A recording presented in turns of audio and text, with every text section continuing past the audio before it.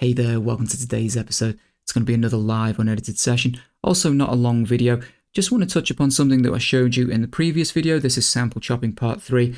In sample chopping part 2, I showed you this technique, and it was about bringing samples in that you have already on the device. You've got those loaded in folders, not coming from the line in. We did that in sample chopping part 1.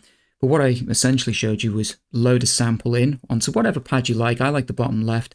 And then you start with that first sample and you put it onto the first step of the step sequencer. That way, when you go into sampling, when you hit your first pad, it triggers that sample. And as long as you've made your loop length long enough for the sample that you want to chop up, you can come in and you can chop that thing up. It works really well. However, I just want to show you a slight variation on that. You need to make sure you are in resampling mode. These all use resampling mode. We're not using recording from the microphone. I've loaded up a sample onto my first pad. The key difference here is that I'm not going to load it into the step sequencer. So if you felt like that was long-winded, that you had to put it onto the step and then adjust the bar length, this one, you just get started straight away, and I'll show you how that works. You just have to have good timing because we need to trigger our pad and our sampling button at exactly the same time, and be prepared to start chopping the sample up. I'll show you how that works.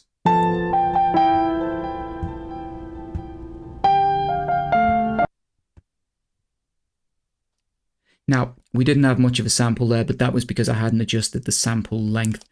This original sample here,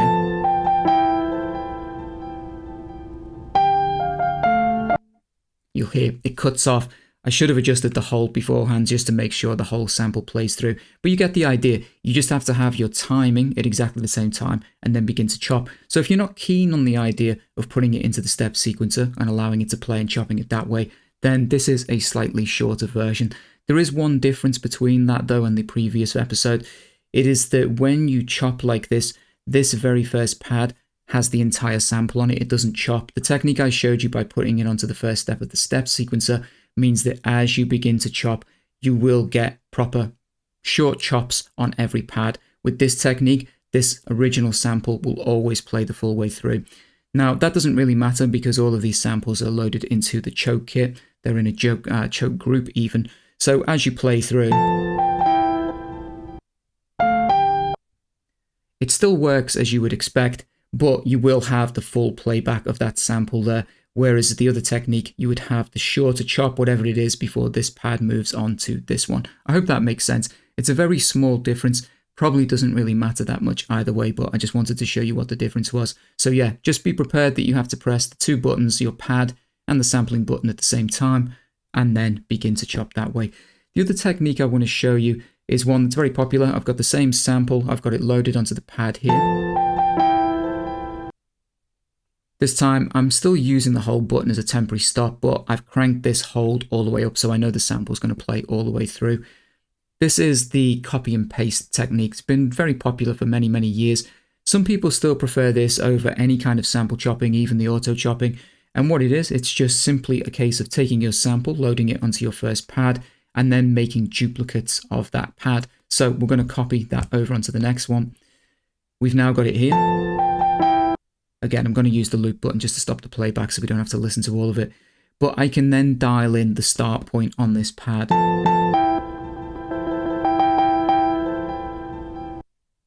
Let's say that's where I wanted the next one to begin. I then just repeat that. I copy that pad now and move that one over. And you will notice it starts in exactly the same place because we're copying the start point as well.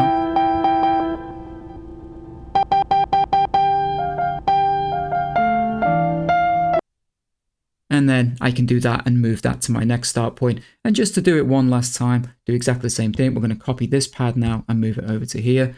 And this one has the same start point as this one.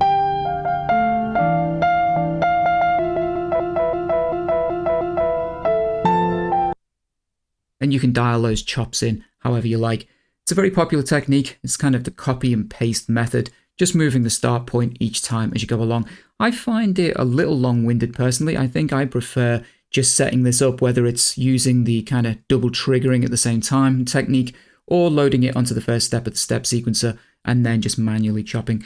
I will say when you put it onto the first step of the step sequencer and then go into resampling, it just gives you a little more time because you're not trying to time this thing and then jump over and start your chops. You basically load it onto the first step, and then when you go into sample chopping, you can take your time and then get prepared to get the sample set up and ready to slice. Anyway, couple more techniques, couple more things to think about. Hope you've enjoyed this episode, and I'll see you guys in the next one.